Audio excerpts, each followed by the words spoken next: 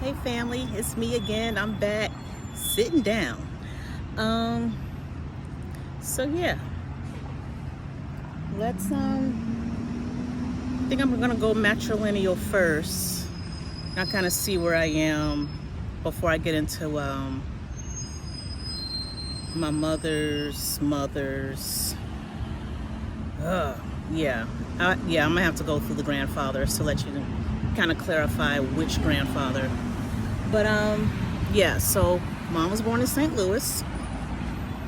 Um, Brought back across the river to East St. Louis. Talked about her father just now. My grandmother. So she's the third child, second girl of my great grandparents. And hi. And yeah, so I'm like, I guess, yeah, I'll just get into it because it's, once I kind of broke down the pattern, it did get emotional, like kind of realizing everything.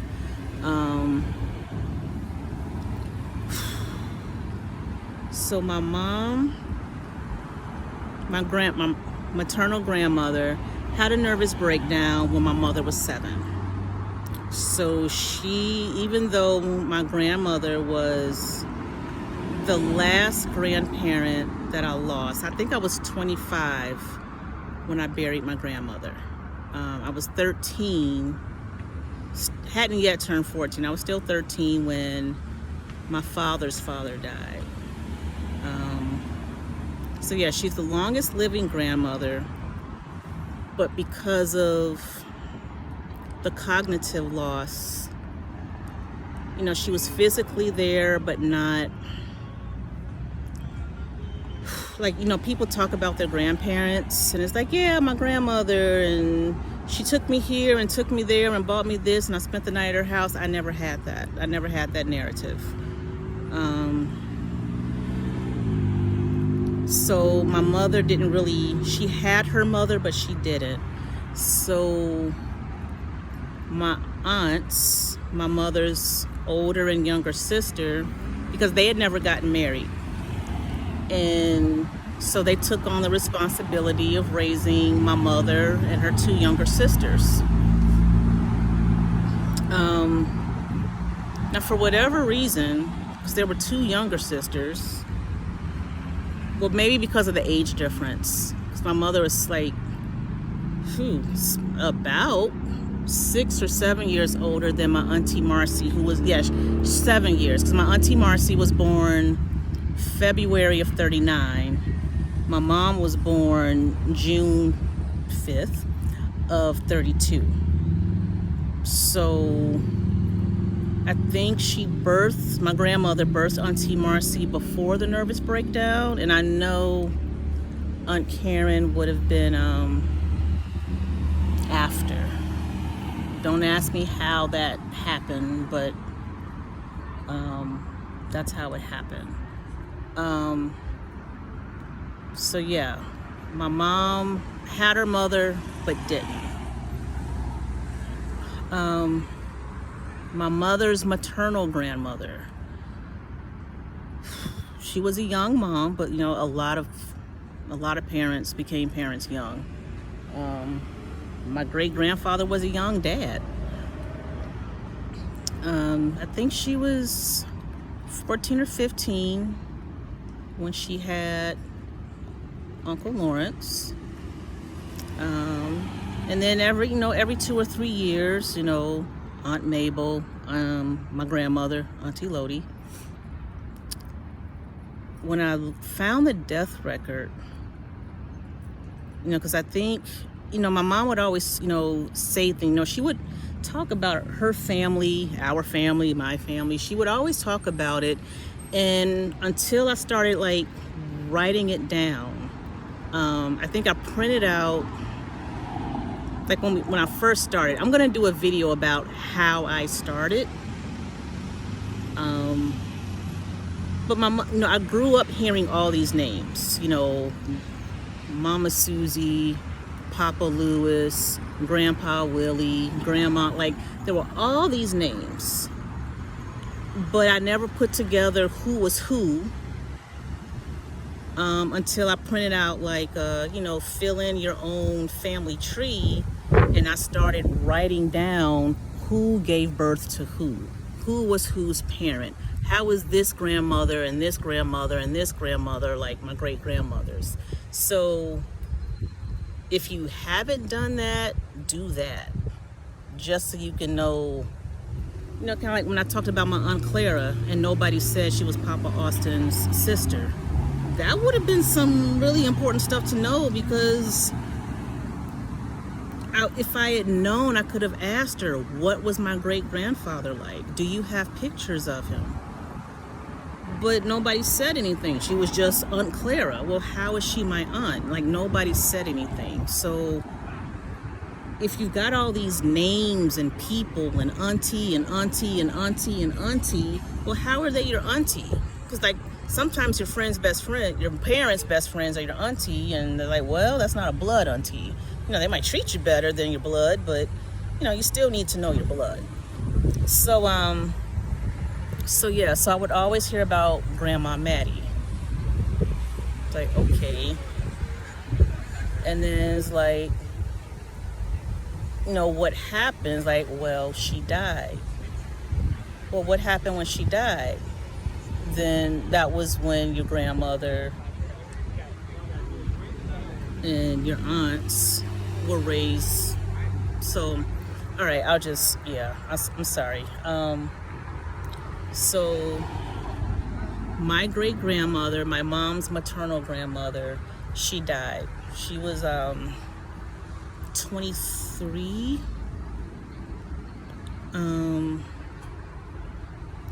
And my grandmother wasn't yet 4. I think it was like in August. And my grandmother's birthday is like September. So she hadn't yet turned 4. And my auntie Lodi was like 14 months. And then like the older 2 siblings, they were still young too. So they were like these 4 itty bitty kids. And my great grandfather, he was young. He was like 27. He was a young dad. So with the 2 sets of, I guess, grandparents available, like my great grandfather's parents were the younger. My great grandmother's parents were older, and they had a lot more kids. My great grandfather was an only child. I don't know how rare that was, because his mom, Grandma Minnie, she was like 15 when she had him. Like, where's all her other kids? And yeah, and so it was her and my great-great-grandfather, Grandpa Willie, who raised them. Because Grandpa Ira, he was an adult, but an only child. Grandma Maddie's parents were older. And I think their kids had kids, and it would have been a lot more for them than the grandparents who did take them in. So, yeah. So I didn't know that talking about it would like bring stuff up to the surface. But yeah, so then, but yeah, we're sticking with the matrilineal line here. So yeah, my grandma Maddie, who's my great grandmother, her parents, her mom, Eva Toombs. I'm naming names just in case like people see this and they're like, hey, I got a Toombs in my family. I got a Cox in my family. I got hella Greens in my family. yeah, I kind of hope that people can like hear common names and common locations and maybe make connections, but also know it's gonna be some riffraff. We're gonna be like, yeah, I know all them people. Like, no, you don't, because I've never seen you at a family reunion.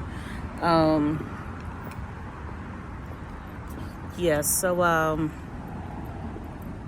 yeah, my mom's maternal grandmother's mother. Toombs was her maiden name. She has a lot of names. So Eva's one. It's a lot of names. And so which makes searching for her, it can be difficult because if I don't put in enough names, I might not find her. But then if I put in too many, it's gonna be like, oh, anything could happen. But I've seen Mary Toombs and I've seen Eva Toombs, but then I've seen some other versions of both of those names. But yeah, she was born after the Civil War. She was a bit younger than my great-great-grandfather. They got married in 1884 in Tennessee, Western Tennessee. But they both came out of Central Tennessee, like not in Nashville, but when I talk to people in the Nashville area, they know where Carpentersville is. I need to look at my record to be sure, but I want to say maybe Murfreesboro, but I'm not sure if my great-great-grandfather was Murfreesboro. But my great-great-grandmother, my matrilineal line grandmother, yeah, she, I did find her in like an 1870 census. She was a child. She was living with people who weren't her parents. So it's like, yeah, I found her, but I didn't find her parents. But it was, a town north of Nashville. And, so she's a roadblock because I couldn't find her parents. My great-great-grandfather, so my mother didn't even know her Grandpa Stahl's parents' names. And I found Grandpa Stahl's parents. And I remember my mom telling me he was so dark he must have been from Africa. But this was before I knew about, because he was born in 1857.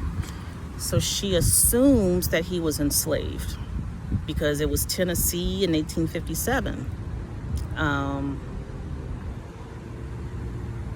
I haven't found a record though before 1870, so I can't confirm or deny.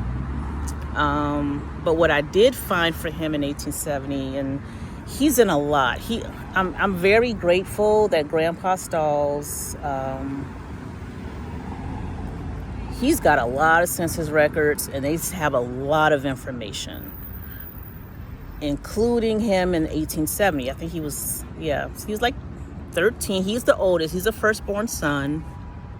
Found his mom, Eliza Cox. And I went to school. I went to grade school and high school with a Cox. And now I want to know if we cousins. Because it's like, oh, there's a Cox in my family. And his father, Abner. So Abner is a pretty significant name because his father was Abner. Don't know why he's not the Abner. He had a younger brother who was Abner. And he named one of his sons Abner, I guess after his father and his younger brother, to keep the name in the family.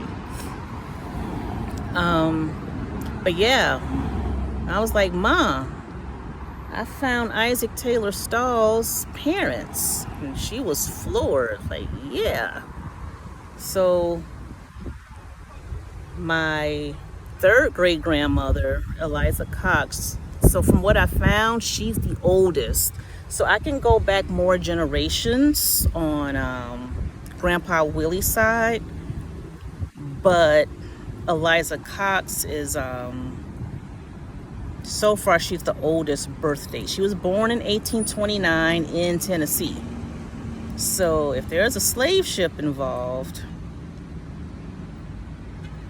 it's gonna have to be like a parent of hers. And this is where I can co-sign with what Dane Calloway puts out there. If she was born in Central Tennessee in 1829 and there's a slave ship narrative, that means it would have had to be a parent or grandparent of hers. That ship would have had to have gotten here before 1808, and somewhere between the coast and Central Tennessee, people didn't move like that. The farther back I go, at one point I thought my family was all between the Mississippi River and the Tennessee River and the Ohio River and the northern half of Mississippi, because what I had found at one point, they were all in this very specific area between rivers. The farther back I go, the farther east I end up. But it takes a generation or two to go a little bit east. So yeah, I got 2 third great grandparents on my mother's side in Central Tennessee. So yeah. So those 2 third great grandparents, they're roadblocks because it's an 1870 census. And then my great grandmother, my matrilineal line great grandmother, she's a roadblock. This is already 17 minutes, so I'll do her father's line in a separate video. Well, not her father, but my great grandmother's father's line, because that's where it branches off. So yeah, so I'll end this one here. I did say it's gonna take 30 to 45 minutes to get through them all, but yeah. So with that, I'll end it. Bubba's still sleeping, so I think I'm gonna finish this out. Take care, everybody.